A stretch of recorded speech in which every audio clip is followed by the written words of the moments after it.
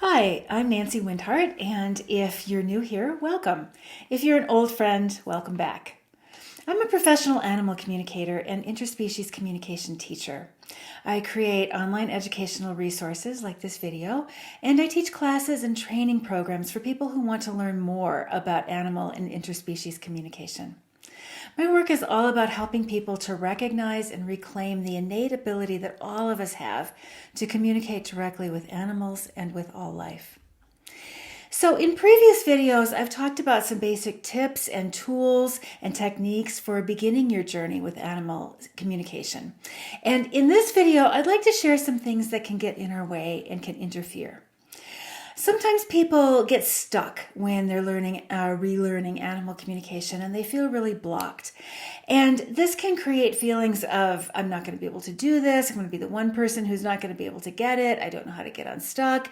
I just can't get it. And it becomes this very self-defeating kind of loop.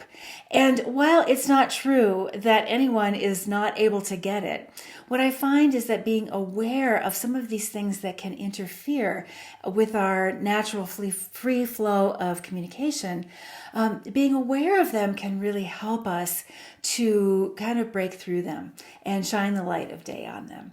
So that's what I want to bring to you in this video, is some of these things that can interfere with clear, direct communication with our animal friends.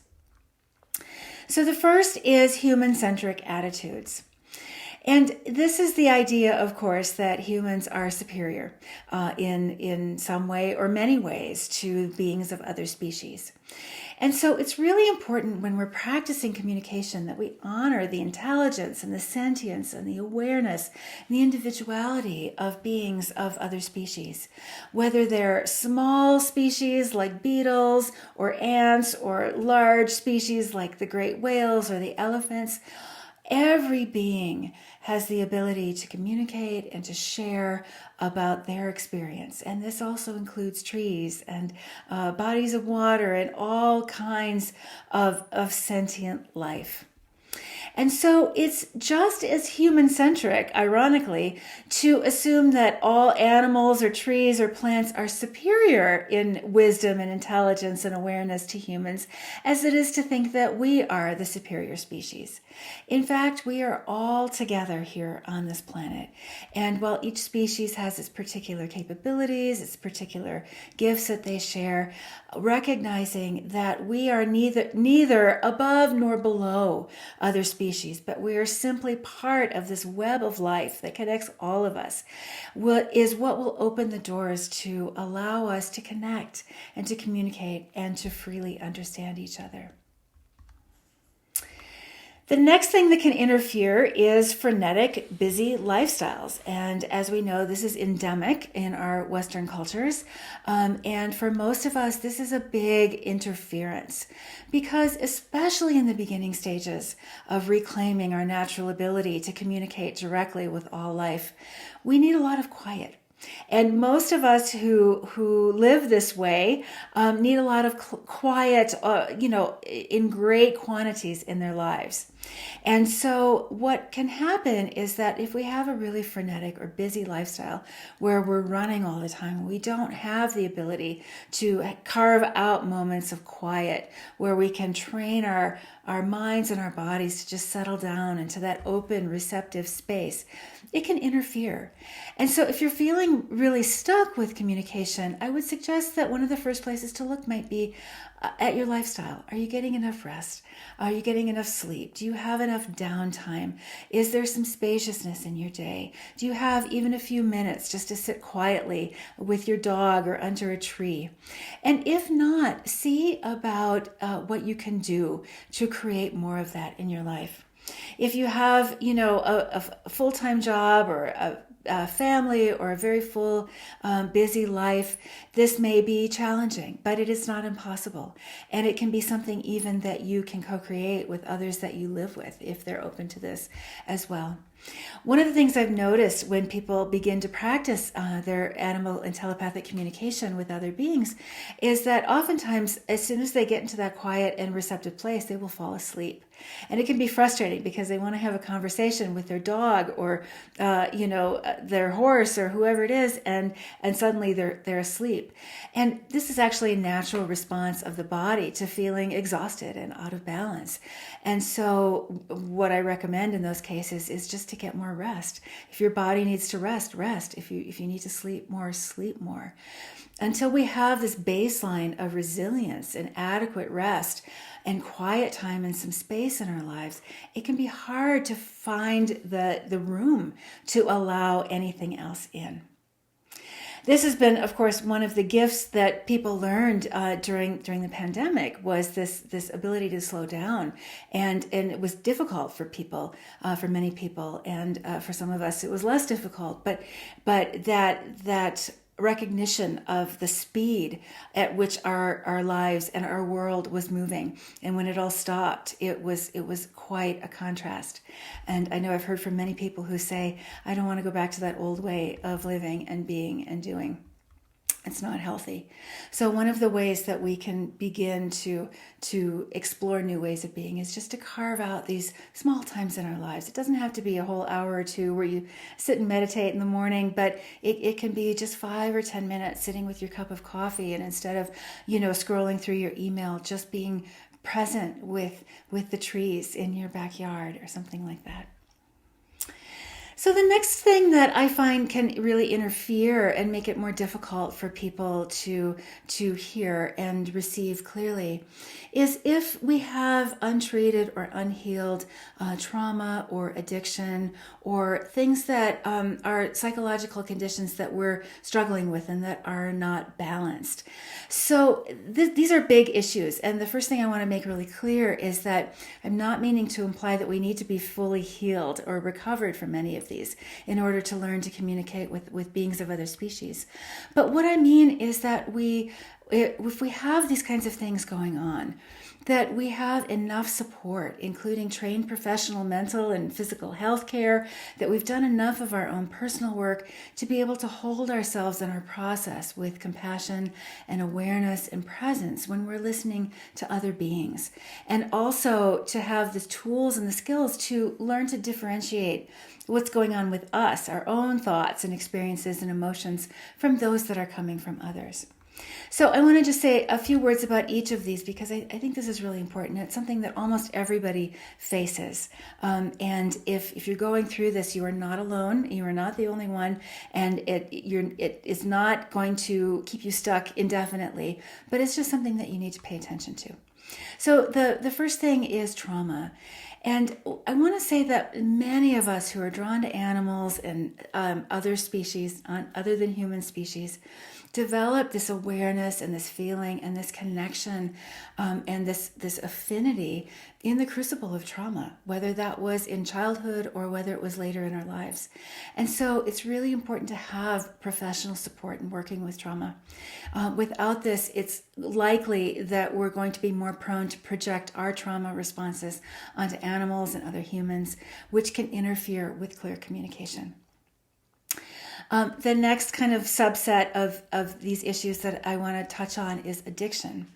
And so these can be addictions of all kinds. This can be anything really that alters our brain chemistry. So this can be addicting substances or it can be addicting habits. Again, what we're talking about here is addictions that are untreated and that are still kind of running our lives. Any kind of mood-altering behavior or substance can create a barrier to a clear flow of communication and receptivity. And so if that is part of what's going on, it's just important that you get some help with it. And be really aware of what the impact of that is, and do the healing work that you need to do to become free of that kind of an addiction cycle, which will help to clear your mind and open your energy to be able to receive the communications of other beings more clearly. And then the last thing I want to just touch on is anything else that I think of in sort of the unstabilized psychiatric or psychological conditions. So these can be things like depression, anxiety, post-traumatic stress disorder, any other psychological or mental illness imbalance that is not stable and where you're really struggling to find balance with that in your life. And it's not to say that, again, if you're dealing with this, that you can't communicate, but it's just going to make it harder because it's taking so much work for you to just kind of be in a balanced and stable place with managing whatever it is that you're managing with your symptoms. And so if you're dealing with these kinds of issues, it's really, again, important. Get support. Get the kind of support that's most beneficial for you. Your healing journey is individual. Each of us requires different kinds of support.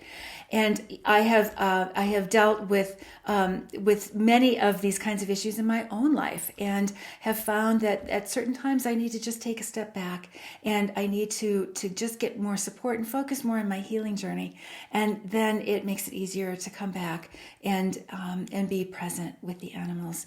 So it's important to not judge yourself, but to really just recognize that sometimes our priority has to be our own mental and physical and psychological and emotional and spiritual health, and to pay attention to that and get the support that we need for that.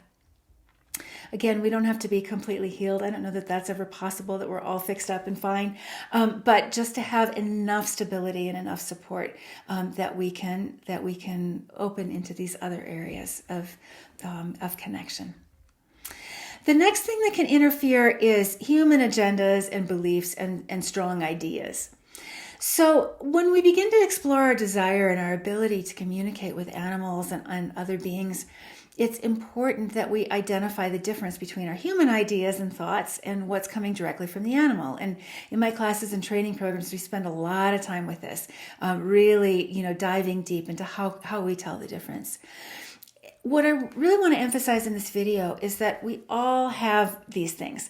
None of us is free from them. We are culturally conditioned. We're conditioned by our families. We all have our own beliefs. We have our own preferences, the ways that we live, our outlooks on life, everything. That's all part of what makes us who we are. And that includes our agendas. And an agenda can be something like, we want a peaceful, harmonious world, right? That's not a bad thing. But we want to be aware of what we have in terms of these thoughts and beliefs and ideas and agendas, because that's what helps us to know ourselves and then to differentiate that from an animal or other being's thoughts and beliefs and preferences and agendas and ideas. So awareness is the key. So here's some examples of ideas and beliefs, and these are just some examples, but they're kind of common ones. An example of an idea might be, I've never been very good at quieting my mind, so I'm probably not going to be able to do this. Or all animals are angels and they give us unconditional love. Or wild animals probably hate humans because we're so mean to them. Or cats are aloof and are not as affectionate as dogs. Or all chihuahuas are yippy and bite ankles, right? I could go on and on. So these are just examples of ideas and beliefs. And again, it's not a matter of arguing whether this is correct or not, but just recognizing, I've got that idea about that, and I can recognize that and see that. And then we can practice learning how to set that aside when we listen to a being of another species, so that that's not interfering. So we can be really influenced in our communication also by our ethical and spiritual beliefs, our personal agendas. And again, the validity or the truth or the worthiness of these things is not the issue. It's that we want to be aware of them so that we're conscious of them rather than bringing them into a communication unconsciously. So an example of an agenda might be something about that you have to be a vegetarian or a vegan to engage in animal communication, or that holistic veterinary care is the best, or that conventional veterinary care is the best, or that cats should never go outside, or that cats should always be able to go outside, right? You can see both sides of the same coin. And again, we can all have our personal preferences of how we choose to live our life and care for our bodies and care for our animal companions, but we want to be aware when we have these agendas, because then it's easy for those to kind of interject and lead us astray in our communications. We want to be neutral as much as possible when we're engaging in a communication with another being, so that we can just listen and find out, what's life like for you? What is it like to be you? Who are you? What do you think? How do you feel? What do you want to communicate? And in that way, we can be free of our all of the stuff that we bring into the communication that could potentially interfere with it and make it less than clear. And then the last thing that I find that can interfere and make it harder for us is if we are experiencing really strong emotions of our own. Those can be things like grief, guilt, fear, anger, sadness, anything like that is really, really strong. When we are experiencing that ourselves, can make it harder to connect with another being. And that's because when something strong is happening like that for us, there's not room for a lot else. And it's important to recognize that our emotions are really important, and that they are intelligent, they are healthy, they are natural responses to our life's experiences. And so we don't want to resist them. We want to allow them to run their natural course. But sometimes they can get stuck, and they could also hook into our thought patterns, and then that gets stuck in a kind of a feedback loop. And then in this situation, we can have a hard time hearing or understanding anything but whatever our inner experience is. So I see this commonly in situations, for example, when somebody is grieving the loss of a beloved animal, and the grief and the sadness and the missing and the longing is so strong and so powerful, it can make it hard for there to be anything else. Sometimes there can be guilt or regret or second guessing decisions that they've made, and that can interfere and come into this thought looping process. And so it's important when we're going through that, first of all, to just take a step back, to recognize that we're going through that, get the support that we need, if we can find that and that's available for us. Let ourselves go through our natural emotions and express them, and recognize that there might be some times in our lives where we just have to kind of, wait a little while. Maybe that's just wait, an hour or two until our strong emotion moves through. Or maybe it's a longer course where we need to just take a break for a while and tend to our own healing journey, as I talked about earlier in the video. So whatever it is, recognize if you're going through something strong, it's going to be really hard for you to set that aside when you're in communication with an animal. That's not to say when we're in communication with an animal that we don't have our own feelings, and that we're not also receiving and communicating with them about their feelings, and sometimes feeling those empathically also in our own bodies and our own energy fields. But we want to really, again, differentiate what's ours from what's not ours. And so if you're experiencing something like that, just take care of it.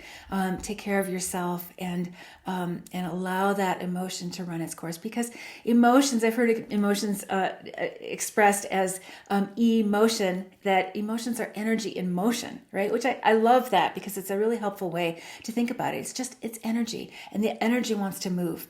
And so if we allow it to move naturally, it will move, it will change, it will shift, it will move through. Sometimes that takes just a short amount of time. Sometimes it takes a longer amount of time, depending on what it is that we're going through, but it will shift. And so just allowing that energy to move, and then coming back into a practice with an animal is something that can really help us move through that. So I hope that these tips have been helpful for you and may help you to not go into despair when you feel stuck, but just look at, I can identify what might be going on here, what might be interfering, and then I can make some decisions about how to move forward with that. So if this video is helpful for you, I invite you to subscribe and also hit the like button. That helps me and this channel to really reach more people about interspecies communication, which is so important at this time on our planet. And if you'd like to learn more, I've got a lot of free classes, a lot of free content on my website, as well as here on this YouTube channel. And you can also subscribe to my newsletter at nancywindhart.com. There's a free class called The Basics of Animal Communication course. We'll link to that below. So I hope you have a wonderful rest of the day, and I will see you very soon in the next video.